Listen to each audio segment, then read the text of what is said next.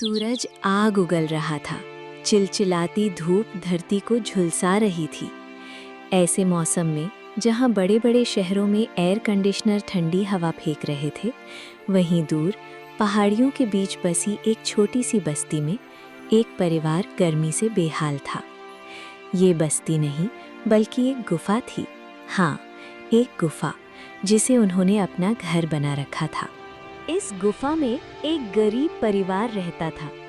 भानु और उसकी पत्नी सरला अपने 2 बच्चों, छोटी सी रिया और थोड़े बड़े बेटे गोलू के साथ रहते थे। भानु एक दिहाड़ी मजदूर था, पर इन दिनों काम मिलना मुश्किल था। बारिश नहीं हुई थी तो खेत सूखे थे और खेती-बाड़ी के सारे कार्य ठप हो चुके थे।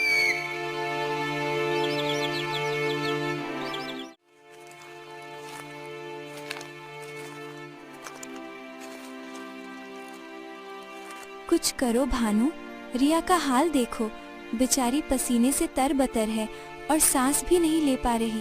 क्या करूं सरला, इतनी गर्मी के कारण काम भी तो नहीं मिल रहा है और जो हमने थोड़े बहुत पैसे भी रखे थे वो भी खत्म हो गए हैं। अब मेरे पास पैसे ही नहीं हैं कि मैं बाजार से बच्चों के खाने के लिए भी कुछ ला सकूं। पापा, आज भी घर में खाना नहीं बनेगा? आखिर कब तक हम लोग को ऐसे ही खाली पेट सोना पड़ेगा?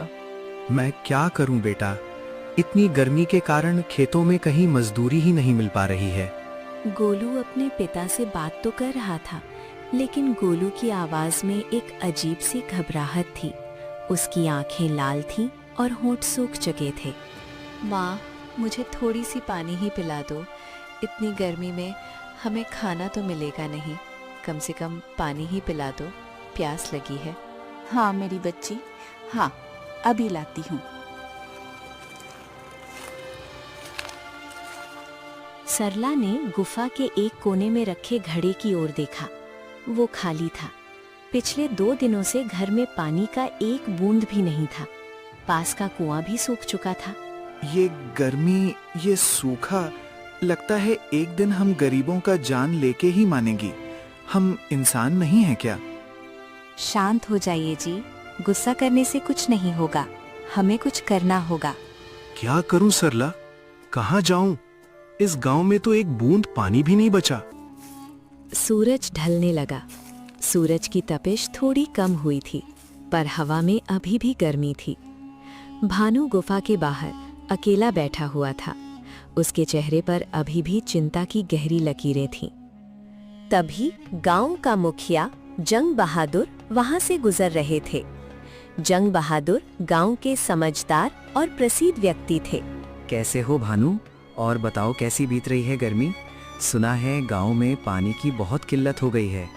किल्लत नहीं जंग बहादुर साहब, ये लगता दिन प्रतिदिन मौत करीब आ रही है। हमारे घर में तो पानी का एक बूंद भी नहीं बचा। बच्चे प्यासे तड़प रहे हैं। हाँ भानु, ये सब हमारे कर्मों का फल है।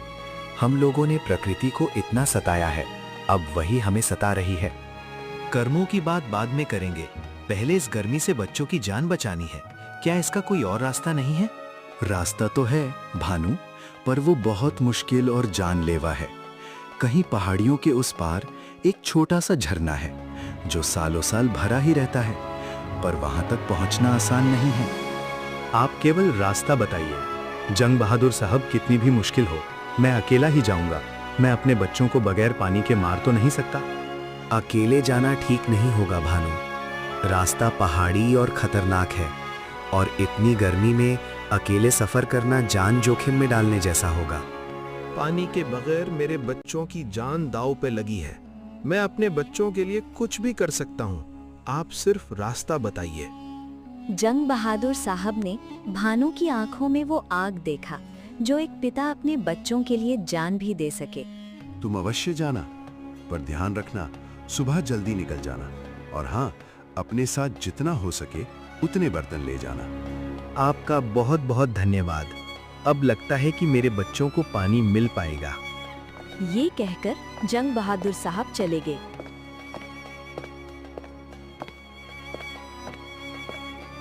और भानु भी अपनी गुफा में चला गया और अपनी पत्नी से बोला,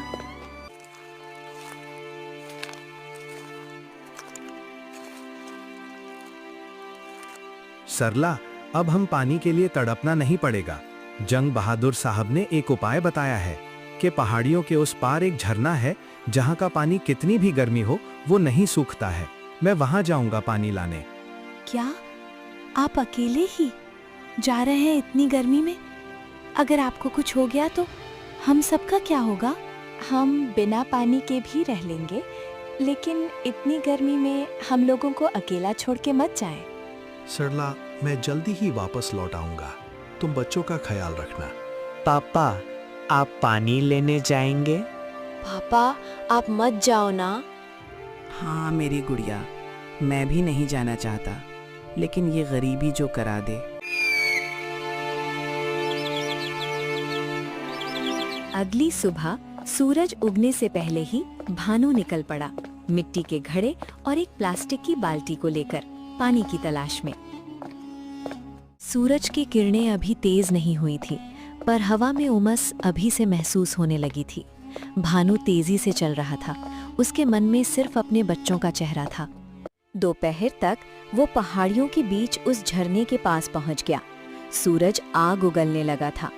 भानु फटाफट बाल्टी और घड़े में पानी भरा और थके होने के कारण एक पेड़ के नीचे आराम करने लगा। कुछ समय बाद भानु ने बाल्टी और घड़ा उठाया और घर की ओर चल दिया। भानु के माथे से पसीने की बूंदें गिर रही थीं। उसे प्यास भी लगने लगी, पर उसने पानी का एक घूंट भी नहीं पिया। उसे डर था कि कहीं रास्ते में ही पानी खत्म ना हो जाए। बस थोड़ी सी हिम्मत। और भानु, तेरे पत्नी और बच्चे पानी के लिए तरस रहे हैं। धीरे धीरे शाम होने लगती, लेकिन भानु ने हार नहीं मानी। वो जैसे तैसे करके अपने घर वापस आ ही गया। हे ईश्वर, तेरा लाख लाख शुक्रिया। इतनी गर्मी में भी हमें पानी मिल गया। गोलू और रिया बर्तनों के पास पहुंच गए। पिताजी, क्या मैं ये पानी पी सकता हूँ? हाँ बेटा, ये पानी तुम लोगों के लिए ही लाया हूँ। गोलू जल्दी जल्दी बाल्टी से पानी निकाला और पीने लगा। भैया ने पी लिया, अब मुझे भी पीनी है। पिताजी, हाँ हाँ, ये पानी सबका है, सब लोग पी लो। भानु अपनी पत्नी और बच्चों को पानी पीते हुए देखकर बहुत खुश हुआ। तुम मेरे लिए और हमारे बच्चों के लिए फरिश्ता ही हो भानु। फरिश्ता तो वो ऊपर वाला है सरला, जिसने हमें ये पानी दिया। गोलू और रिया ने पानी पी लिया और अब वे थोड़ा बेहतर महसूस कर रहे थे। पापा, आप बहुत थक गए हैं, आप आराम कर लीजिए। कोई बात नहीं बेटा, अब सब ठीक है। खाना ना सही, तुम लोगों को मैंने इतनी गर्मी में पानी तो पिला पाया। भानु ने अपने बच्चों को देखा। उसकी आंखों में अपने बच्चों के लिए प्यार झलक रहा था। गांव में बारिश होने के कारण भानु को और भानु जैसे कई मजदूरों को खेतों में काम मिलने लगा, जिससे भानु की आर्थिक स्थिति बहुत अच्छी हो गई। भानु के बच्चों को समय पर अच्छा भोजन और अच्छे कपड़े मिलने लगा और गांव वालों को भी समझ आ गया था कि प्रकृति का सम्मान करना कितना जरूरी है। उन्होंने मिलकर गांव के बाहर एक तालाब बनाने का फैसला किया ताकि बारिश का पानी जमा हो सके। वो गर्मी उस गरीब परिवार के लिए एक परीक्षा थी, जिसने उन्हें सिखाया कि मुश्किलों में भी उम्मीद की किरण होती है और परिवार का प्यार सबसे बड़ी दौलत है। और सबसे बढ़कर ये सिखाया कि हमें प्रकृति का आदर करना चाहिए, क्योंकि वही हमारा जीवन है। भानु, सरला, गोलू और रिया अब भी उसी गुफा में रहते थे, पर अब उनकी जिंदगी में एक नई उम्मीद थी।